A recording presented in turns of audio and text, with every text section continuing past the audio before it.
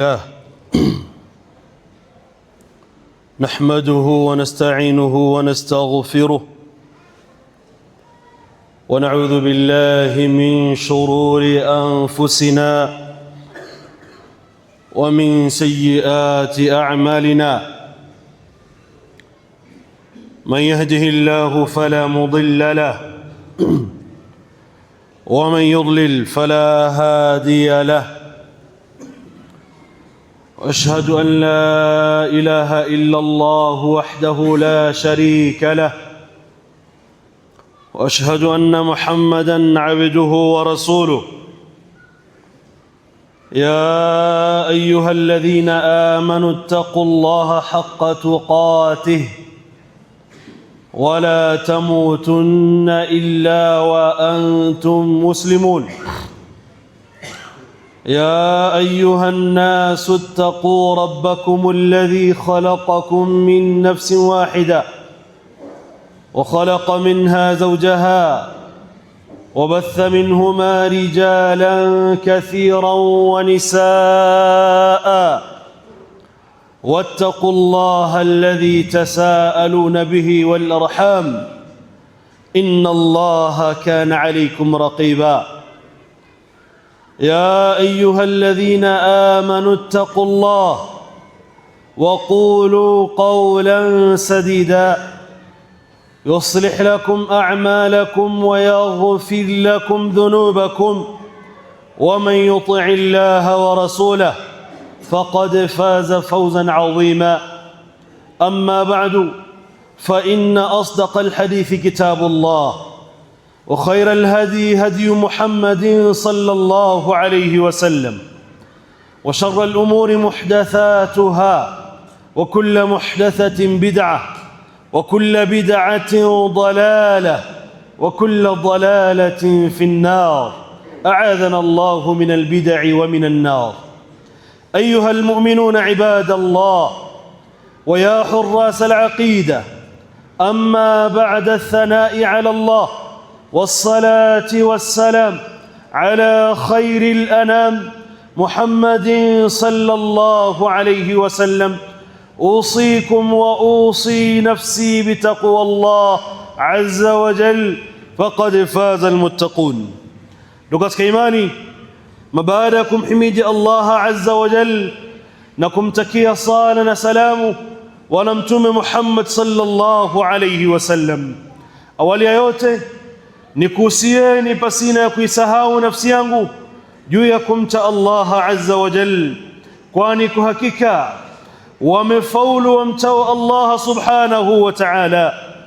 Ikhwata al-iman, katika juma la leo insha Allah azza wa jal sanatakallam an waqafatin ma'a al-aam al-hijri al-jadid. Tutazungumzia baadhi ya nukta ambazo ni muhimu muislamu kuzitambua kutokamana na mwaka huu mpya wa Kiislamu.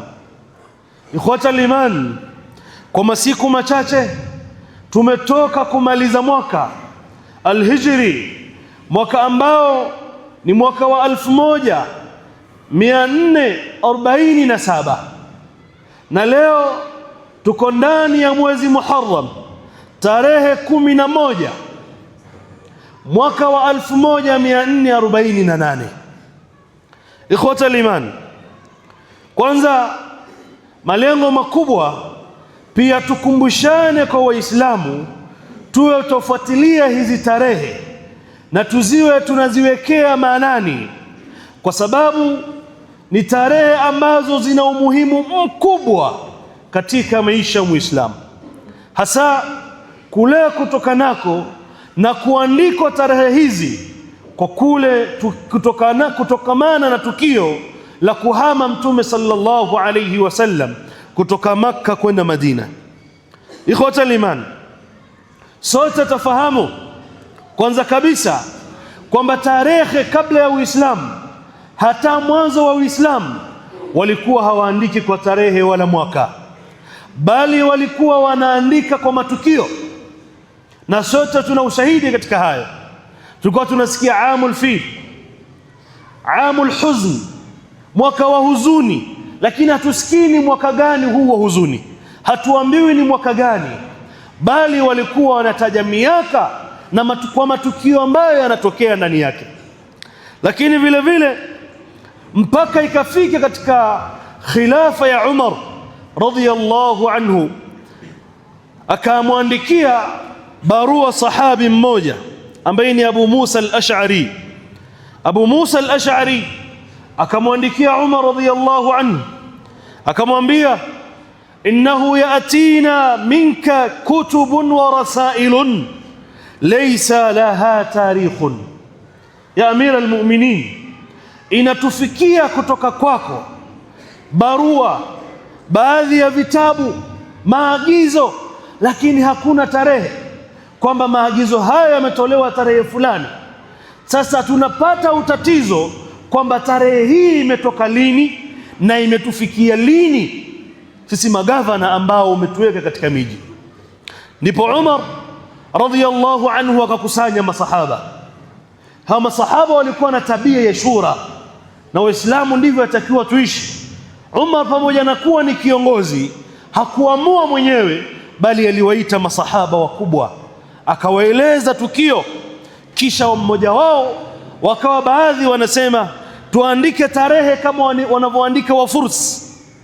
Wafursi kila anapokufa mfalme wao, akiingia mfalme mpya, inaanza tarehe nyingine kuanzia pale alipoanza ufalme wake. Wengine ikasemekana hapana, wengine wakasema basi tuandike kama wanavyoandika wa Roma.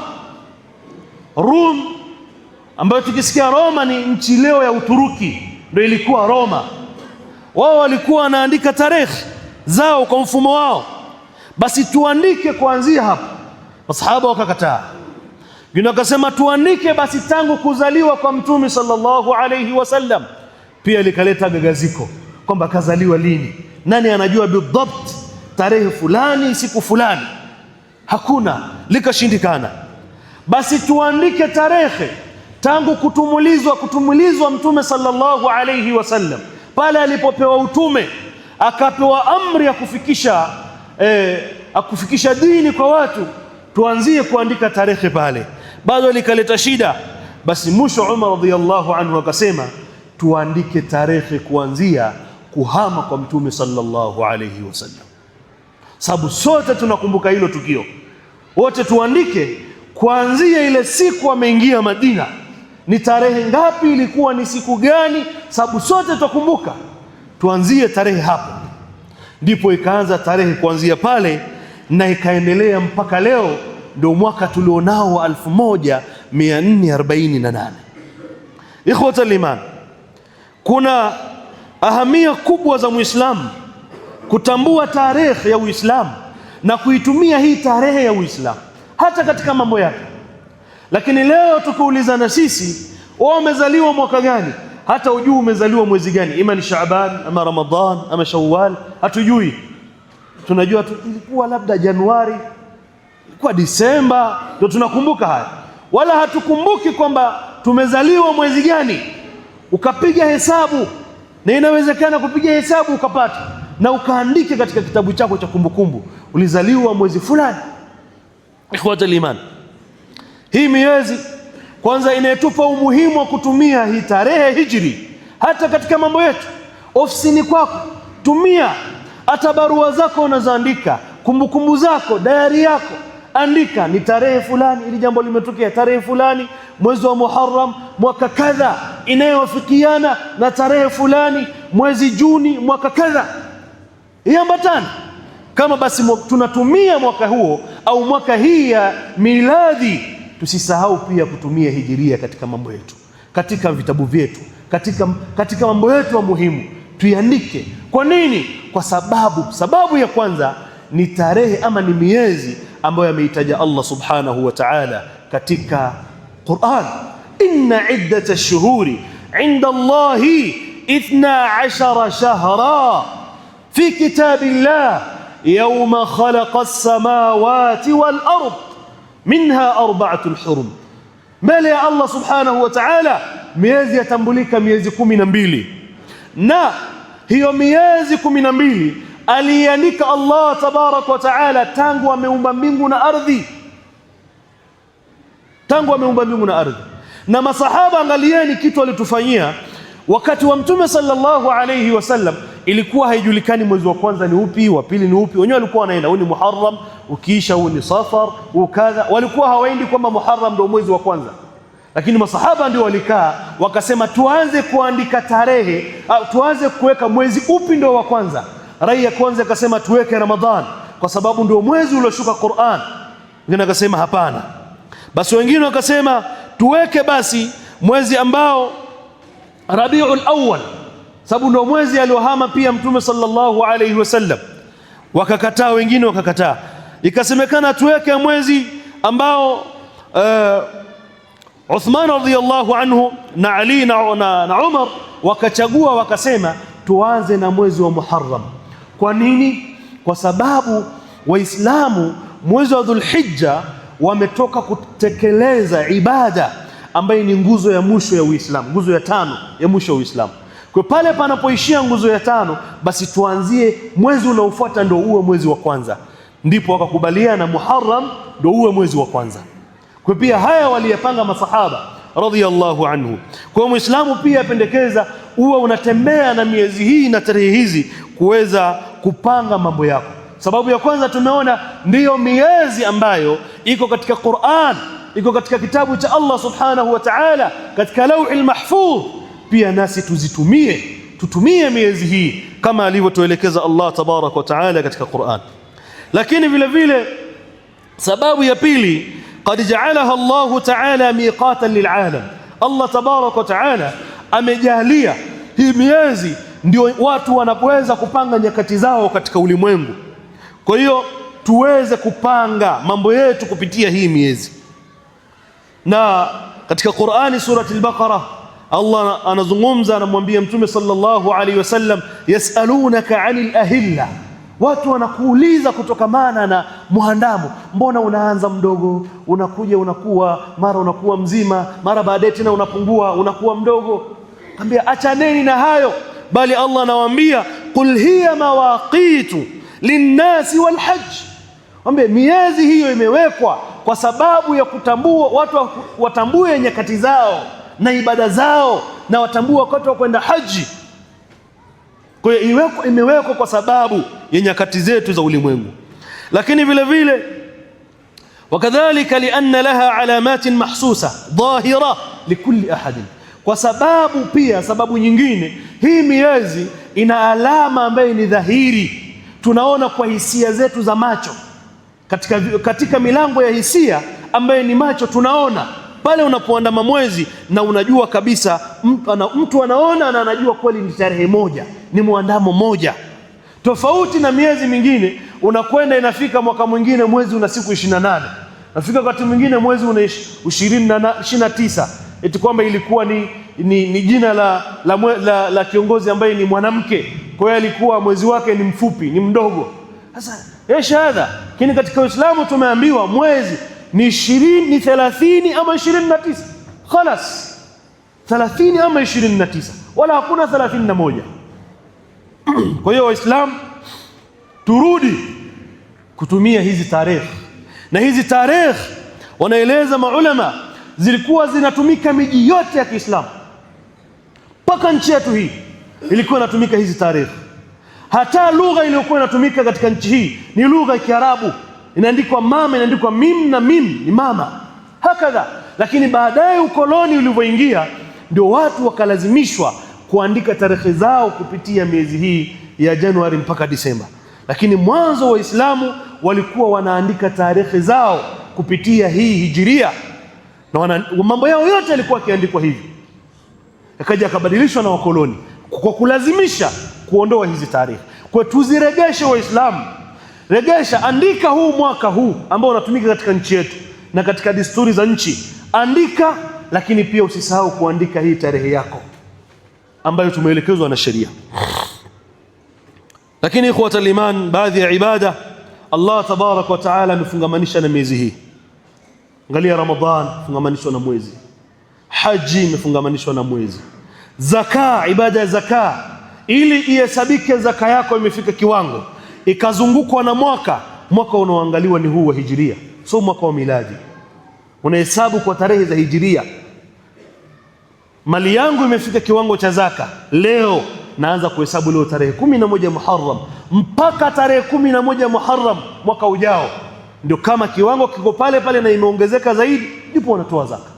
Kwa imefungamanishwa na hizi, kwa ibada zetu pia zimefungamanishwa na tarehe hizi. Kwa hiyo Waislamu tufanye himma na tufanye pupa kuregesha tarehe hizi katika mifumo yetu ya maisha. Aqulu qawli hadha wa astaghfirullah li wa lakum. Alhamdulillahi rabbil alamin, wassalatu wassalamu ala al-mab'uth rahmatan lil alamin wa ala alihi wa ashabihi al-ghurr al-mayamin wa man tabi'ahum bi ihsan ila yawmiddin. Amma ba'd. Mabadakum hamid Allah azza wa jalla, na kumtakia sala na salamu bwana Mtume Muhammad sallallahu alayhi wasallam. Nikuhusieni tena pasina ya kuisahau nafsi yangu juu ya kumcha Allah azza wa jalla. Ikhwatal iman, pili, tumeona umuhimu wa kutumia tarehe hizi. Hivi sasa limezuka jambo la bid'a kwa kuingia mwaka mpya wa Kiislamu. Kuna watu wanasherehekea huu mwaka, haukuwekwa kwa sherehe.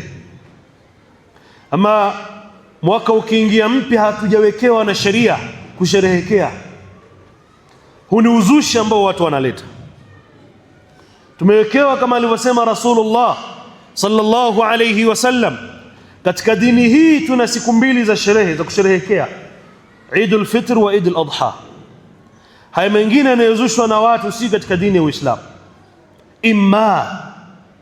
Ama kama serikali imeamua kukupa wewe fursa ya kupumzika unapoingia mwaka wa Kiislamu, pumzika, lakini sio sherehe, sio kusherehekea. Pumzika, lakini ukipumzika yatakiwa ufanye nini? Umepata siku ya kutuliza akili yako, umeingia mwaka mpya, umeumaliza mwaka, sasa inatakiwa ufanye nini ewe Muislamu?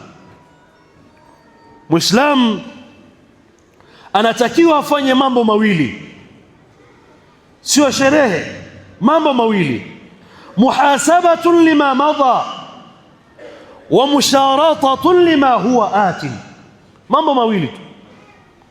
Ufanye hesabu, huu mwaka ulioisha nina nini mpaka leo, nina nini kwenye dini yangu, kuna kipi nimeongeza kwenye Uislamu. Kwenye Qur'an najua kusoma, nimehifadhi juzu 2, huu mwaka umeisha, nimeongeza juzu, nimeongeza 2. Huu mwaka ulioisha, kabla yake nilikuwa na hadithi 50 ama nilihifadhi 40 an-Nawawiyya. Je, mwaka huu ulioisha nilitumia nafasi hiyo kuhifadhi walau nusu ya Umdatul Ahkam, au nimetumia kuhifadhi 100 hadithi lilhifdh, ama nimetumia kuhifadhi robo ya Bulughul Maram au nusu ya Bulughul Maram au nusu ya Riyadhus Salihin? Nimeongeza nini katika hadithi za Mtume sallallahu alaihi wasallam katika maisha yangu? Hii ndio hesabu ya Muislamu. Kama mwaka uliopita 1446 nilikuwa na mapungufu katika sala za nafila, sala za sunna, je, huu mwaka wa 47 nimeongeza nini? Kuna jitihada gani nimeongeza katika kuziendea sunna? Alafu musharatatun lima huwa ati, kujiwekea masharti, kujiwekea mipango, khutat, kujiwekea mipango. Sasa leo tarehe inaanza 1 ya mwaka mpya 48, yatakiwa nifanye nini? Nianze hatua zipi ambazo zitanipa mwaka huu nikimaliza niweze kuwa na vitu vipya? Tunapiga hesabu hizi ikhwatal iman. Muislamu tabia yake ni muhasabatu nafsi. Anasema al-Hasan al-Basri, wama zala al-abdu fi khairin ma zala, ana hatoacha mja kuwa katika khairi maadamu anaikumbusha nafsi yake kila wakati kwamba yeye ni nani, yuko wapi, anafanya nini na maelekeo yake ni yapi. Je, sisi tuyafanya kwamba uko hapa wewe Muislamu, masiri yetu ni yapi? Tuelekea kwa Allah. Je, kitabu cha Allah wajua kukisoma? Lakini hakuna katika sisi ambaye hajui kutumia simu, wala hujawahi kukaa darasani ukafundishwa. Na ikiwa kuna kitu hujakielewa waulizia. Laptop wengi tunajua kuibonyeza na kutype, tunajifunza. Kwa nini usitafute namna ya kujifunza dini yako? Jiwekee masharti. Huu mwaka unaanza, mimi inshallah ukiisha, hata basi kama sijui kusoma Qur'ani nzima kwa kuangalia, niwe nimemaliza jambo hilo. Ili mwaka unaokuja nianze na kuhifadhi walau juzu moja kwa mwaka au juzu mbili, nijiwekee masharti. Lakini tunayo ikhwatal iman, baada ya magharibi tuna yapi tunayafanya? Kwa nini usikae darsa ukahifadhi Qur'an? Tafuta ustadhi wako. Lakini tuna nafasi ya kukaa vijiweni, kukaa kupiga zogo la siasa, mpira, kadha. Leo Muislamu ana nafasi ya kukaa mpaka saa 9 asubiri game wa Brazil, asubiri game wa kombe la dunia. Mtu kabisa anasema nalalaje wakati Messi anacheza saa 9? Nawezaje kulala? Mtu anakuambia hivyo. Kwa na wewe Muislamu wazembeaje hali ya kuwa huwezi kusoma maneno ya Allah azza wa jalla? Aib, ni aibu kwa Muislamu. Wazembea na unalala na unapoteza muda hali ya kuwa kitabu cha Allah ukifunguliwa huwezi kusoma. Ni aibu wallah. Ikhwatal iman, tuzihesabu nafsi zetu. Lazima tuzihesabu mwaka uliopita na nini. Kama kuna kasoro itakuwa uzibe. Muhasabatu nafs. Ikhwatal iman, Umar radiyallahu anhu anatuambia, kabla Umar Allah tabaraka wa taala ashatueleza namna kuhesabu nafsi. Ya ayuha alladhina amanu ittaqullah waltanzur nafsun ma qaddamat lighad wattaqullah inna Allaha khabirun bima ta'malun. Enyi mlioamini, mcheni Allah na zitizame nafsi zenu zimetanguliza nini kwa ajili ya kesho. Hiyo ndio muhasabatu nafsi. Kaa chini, mimi nina nini mbele ya Allah tabaraka wa taala? Katika dini ya Allah nina juhudi gani? Kuna kipi nimekifanya? Leo wewe uko mjini, kijijini kwenu hata hakuna sunna au sunna imelegalega, na wewe una nafasi ya kuikomaza na kuipa nguvu, lakini huna bidii hizo. Utaenda mjibu nini Allah subhanahu wa ta'ala? Wewe huku wajigamba mwana sunna, wafuata sunna za Mtume sallallahu alayhi wasallam, lakini kijijini kwenu hata huna bidii hata moja. Hakuna, wala huna muda nao. Tambua utaenda ulizwa mbele ya Allah subhanahu wa ta'ala. Tuulizwa na Allah. Kwa hiyo tukae, Allah ametuamrisha tumche Allah, tufanye yale ambayo ametutaka na tuyache yale ambayo ametutaka kuyacha. Kisha kila mtu akae aihesabu nafsi yake, nina nini kesho mbele ya Allah subhanahu wa ta'ala. Kisha Umar radiyallahu anhu anatuambia, hasibu anfusakum qabla an tuhasabu, zihesabuni nafsi zenu enyi Waislamu kabla hamjakwenda kuhesabiwa. Wazinu a'malakum qabla an tuzana alaykum, pimeni, weka kwenye mizani matendo yako, yaangalie na uzito gani mbele ya Allah tabarak wa taala. Je, yatakuwa mazito katika mizani, katika kifa mbele ya Allah subhanahu wa ta'ala, kabla ya kesho kwenda kupimiwa. Kabla hujaenda kupimiwa na Allah, wewe yapime kwanza matendo yako. Kisha akasema, watazayyanu lil'aradi al-akbar, jiandaeni na jipambeni kwa ajili ya siku hiyo, ya siku ambayo matendo yatawekwa wazi, kila mtu atawekewa wazi. Siku nzito ikhwatal iman.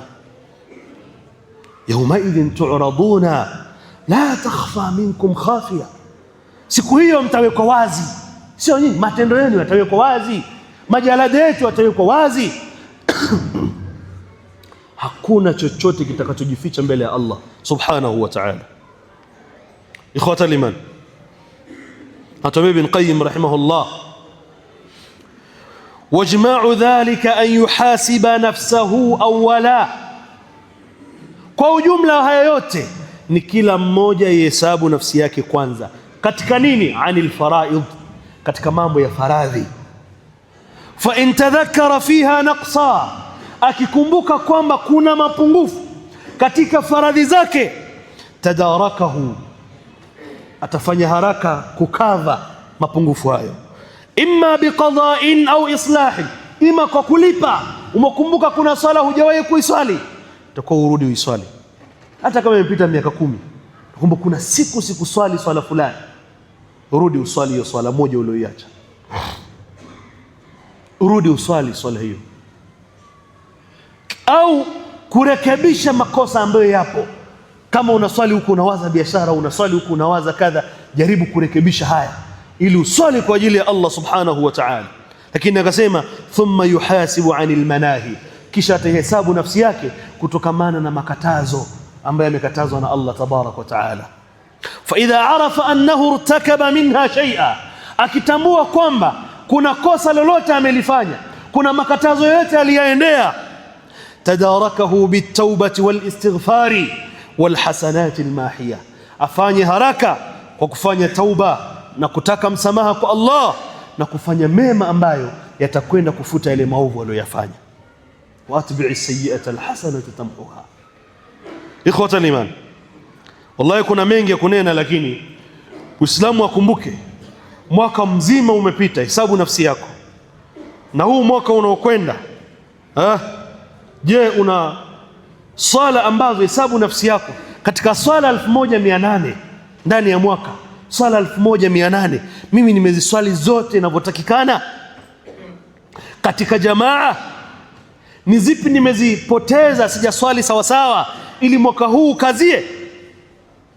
Mara 1800 ambazo Mtume sallallahu alaihi wasallam ametuelekeza fursa ya kuingia janna, kwamba mwenye kumaliza swala, yani yule ambaye atasoma ayatul kursi kila baada ya swala, hakuna kitakachomzuia kuingia peponi isipokuwa kifo. Au wewe ukimaliza assalamu alaykum, umeshaangalia kuna message zimeingia, hata astaghfirullah kuna adhkar, fursa ya kusoma ayatul kursi baada ya sala ni fursa ya kuingia janna. Mara 1800 fursa ya dua yenye kujibiwa baada ya adhana, umediriki? Ama wewe ukishasikia imamu Allahu akbar ndio unakimbia msikitini? Ikhwata al-iman, kama nilivyosema muda ututoshi, lakini kuna mengi ya kunena ambayo, hebu tizama, mara 12 kumaliza msahafu, umemaliza hata mara 5 kweli? Muislamu, hesabu nafsi yako mara 12 kwa mwaka, usema kila mwezi nimalize Qur'an, kwa kuangalia hata mara 5 mwaka uliopita umemaliza? Kama hujamaliza, ekea mipango kuanzia sasa. Huu mwaka ni kuweka mipango, natakiwa nimalize mara 12. Hao nasemea watu wa kawaida, kwa masheikh mara 12 ni chache. Mara 12 ni chache. Mtu ambaye anasoma haraka Qur'an ana uwezo wa kupiga nusu juzu asubuhi, nusu juzu kabla dhuhuri, nusu juzu baada dhuhuri. Mara 12 ni chache. Tako usome Qur'an, yani ulimi wako uzoee. Lakini sio mtu na ikifika Ramadhani ndio maandalizi ya kuzoesha ulimi Qur'an. La. Sawa, tuzidishe Ramadhani sababu ni mwezi ulioshuka Qur'an, lakini ndani ya mwaka mzima Muislamu anatakiwa ulimi wake uwe mlaini kwa Qur'an, kwa kumtaja Allah subhanahu wa ta'ala.